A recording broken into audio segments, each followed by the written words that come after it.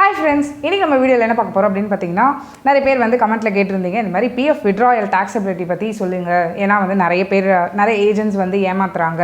So அதை பற்றி டீட்டெயிலாக சொல்லுங்கன்னு கேட்டிங்க. ஸோ உங்களுக்காக தான் இந்த வீடியோ கண்டிப்பாக நிறைய பேருக்கு ரொம்ப யூஸ்ஃபுல்லாக இருக்கும். யார் யாருக்கெல்லாம் தேவையோ அவங்களுக்கும் ஷேர் பண்ணுங்கள். மறக்காமல் வீடியோக்குள்ளே போகிறதுக்கு முன்னாடி சேனலை சப்ஸ்கிரைப் பண்ணிவிட்டு என்னோட வீடியோஸ் உடனுக்குடன் வேணும் அப்படின்னா நீங்கள் வந்து நோட்டிஃபிகேஷன் பட்டன் கிளிக் பண்ணிக்கிட்டிங்கன்னா வீடியோ போட்டதும் ட்வைன்னு ஒரு நோட்டிஃபிகேஷன் வந்துடும்.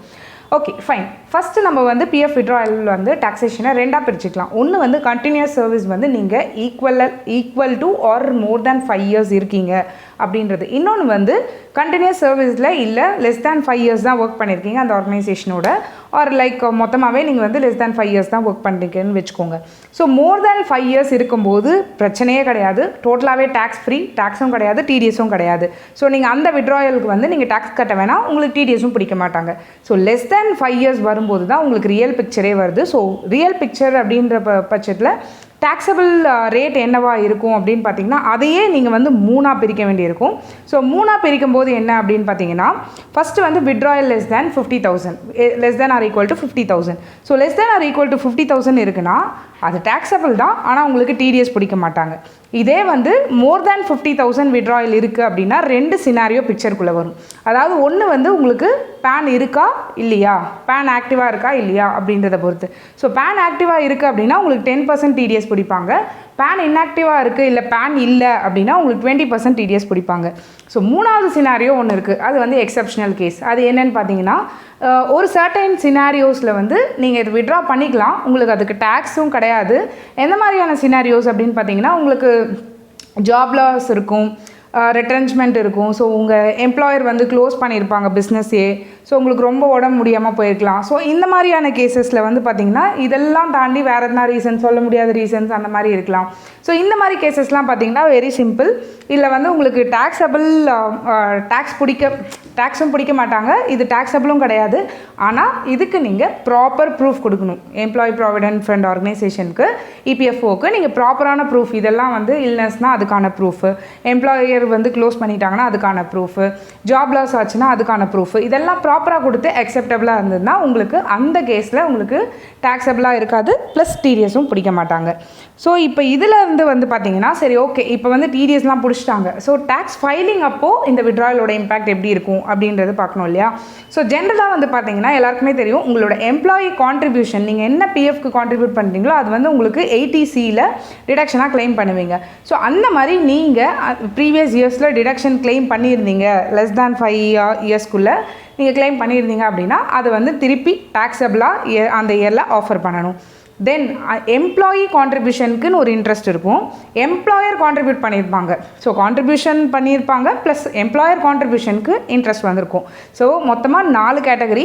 ஒன்று வந்து நீங்கள் கான்ட்ரிபியூட் பண்ணது அதுக்கு உங்களுக்கு கிடைச்ச இன்ட்ரெஸ்ட், இன்னொன்று வந்து எம்ப்ளாயர் கான்ட்ரிபியூட் பண்ணது அதுக்கு உங்களுக்கு கிடைச்ச இன்ட்ரெஸ்ட். ஸோ எம்ப்ளாயர் கான்ட்ரிபியூட் பண்ணதும் எம்ப்ளாயர் கான்ட்ரிபியூஷனுக்கு கிடைச்ச இன்ட்ரெஸ்ட்டுமே ரெண்டுமே வந்து சேலரியாகவே டேக்ஸ் பண்ணிடுவாங்க. ஸோ சேலரியாகவே கன்சிடர் பண்ணி டாக்ஸேஷனுக்கு எடுத்துப்போம்.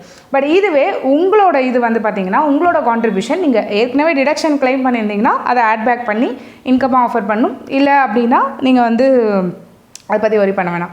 ஸோ இன்ட்ரெஸ்ட் வந்து எம்ப்ளாயி கான்ட்ரிபியூஷனுக்கான இன்ட்ரெஸ்ட் வந்து உங்களுக்கு income from other sources, any other interest like savings interest, FD interest மாதிரி இன்கம் ஃப்ரம் அதர் சோர்சஸில் ஆஃபர் பண்ணுவீங்க. தென் இதில் வந்து நீங்கள் இந்த டிடிஎஸ் அவாய்ட் பண்ணணும் அப்படின்னா அதுக்கு என்னென்ன பண்ண முடியும் அப்படின்றது இருக்குது இல்லையா. ஜென்ரலாக இந்த ஃபார்ம் 15G 15Hலாம் கொடுப்போம் இல்லையா, அது வந்து இப்போ பார்த்தீங்கன்னா ஃபார்ம் 121. ஸோ ஃபார்ம் 121 கொடுக்கறது மூலிமா நீங்கள் டிடிஎஸ் அவாய்ட் பண்ணலாம். பட் அது வந்து உங்களுக்கு வந்து ஃபைனல் இது கிடையாது, லைக் டேக்ஸே வராது அதுக்காக கொடுக்குறோம் அப்படின்னு கிடையாது. உங்களோட டேக்ஸபிள் இன்கம் அந்த இயருக்கு டேக்ஸ் வராத லிமிட்குள்ளே இருக்குது. லைக் ஃபார் எக்ஸாம்பிள் இந்த இயர்னால் லாஸ்ட் இயருக்கு 12 lakhsக்குள்ளே தான் வந்து 12 lakhsக்கு மேலே போனால் தான் டேக்ஸு. ஸோ அப்போ வந்து எனக்கு ஓவராலாகவே அந்த இயருக்கு நீங்கள் 12 lakhsக்குள்ளே தான் இருக்குது அப்படின்னா டிடிஎஸ் பிடிக்காதீங்க அப்படின்னு கொடுக்குற டிக்ளரேஷன் தான் இந்த ஃபார்ம் 121 நீங்கள் கொடுப்பீங்க. ஸோ இதில் வந்து ஒன்லி அந்த டேக்ஸபிள் இன்கம் வந்து வித்தின் லிமிட்ஸ்குள்ளே இருந்தால் மட்டும் ஃபார்ம் 121 கொடுங்க. அதுக்காக வந்து டேக்ஸே கிடையாது அப்படின்ற மாதிரி கொடுத்துட்டு அதுக்கப்புறமா பேபிள் வந்துச்சுன்னா அப்போ நீங்கள் கட்டி தான் ஆகணும் ஐடி ஃபைல் பண்ணும்போது. தென் இது வந்து ஃபைனல் டேக்ஸ் லயபிலிட்டி வந்து நில்லாக இருந்தால் தான் நீங்கள் கொடுப்பீங்க. ஸோ இது இப்போ கொடுக்கறதுனால டேக்ஸ் லயபிலிட்டி நில்லுன்றது கிடையாது. ஸோ இதில் முக்கியமான இம்பார்ட்டன்ட் பாயிண்ட்ஸ் என்னென்னலாம் நம்ம நோட் பண்ணணும் அப்படின்னு பார்த்தீங்கன்னா, டிடிஎஸ் வந்து உங்களுக்கான ஃபைனல் டேக்ஸ் கிடையாது. இதை வந்து நீங்கள் ரிட்டர்ன் ஃபைல் பண்ணும்போது நீங்கள் பே பண்ணுற மாதிரியும் இருக்கலாம், இல்லை ரீஃபண்ட் வரா மாதிரியும் இருக்கலாம். பட் அதுக்கும் இதுக்கும் சம்மந்தம் கிடையாது. ஸோ பேசிக்காக நீங்கள் இப்போ கொடுக்கறது வந்து டிடிஎஸ் உங்களுக்கு பிடிக்கிறது வந்து பிடிக்க வேண்டிய ஆப்ளிகேஷனுக்கு பிடிக்கிறது தானே தவிர அதை வச்சு நான் டேக்ஸ் ஃபுல்லாக கட்டிட்டேன், நான் வந்து ரிட்டர்ன் ஃபைல் பண்ண வேணாம் அப்படின்ற ஒரு இதுக்கு போகக்கூடாது. தென் உங்களோட ஃபைனல் டேக்ஸ் வந்து உங்களோட டோட்டல் இன்கம் பேஸ் பண்ணி தான் இருக்குமே தவிர இந்த டிடிஎஸ் பிடிச்சிட்டதுனால ஃபைனல் டோட்டலாக என்னோட எல்லா இன்கமுக்கும் டிடிஎஸ் கவர் ஆகிடுச்சு அப்படின்றதும் கிடையாது. ஸோ அதே மாதிரி சொன்ன மாதிரி ரீஃபண்டும் வரலாம், டேக்ஸ் பேபிளும் வரலாம் உங்கள் ஐடி ஃபைலிங் அப்போது. ஸோ நீங்கள் அதையும் பார்த்துக்கணும்.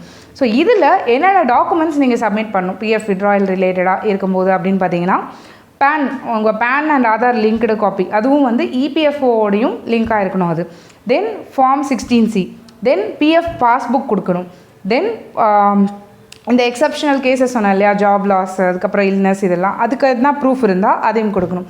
தென் நீங்கள் ஃபார்ம் 121 ஃபைல் பண்ணியிருந்தீங்க டிடிஎஸ் நான் டிடக்ஷனுக்காக அப்படின்னா தென் அதோட அக்னாலஜ்மெண்ட்டும் கொடுத்தீங்கன்னா தான் உங்களுக்கு இது கம்ப்ளீட்டாக பிஎஃப் விட்ராயலுக்கு ப்ராசஸ் ஆகிறதுக்கு ஈஸியாக இருக்கும். ஸோ இந்த வீடியோ உங்களுக்கு ஒரு நல்ல தகவலை கொடுத்துருக்கும்னு நினைக்கிறேன். ஸோ மீண்டும் ஒரு நல்ல வீடியோடு உங்களை சந்திக்கிறேன். நன்றி, வணக்கம்.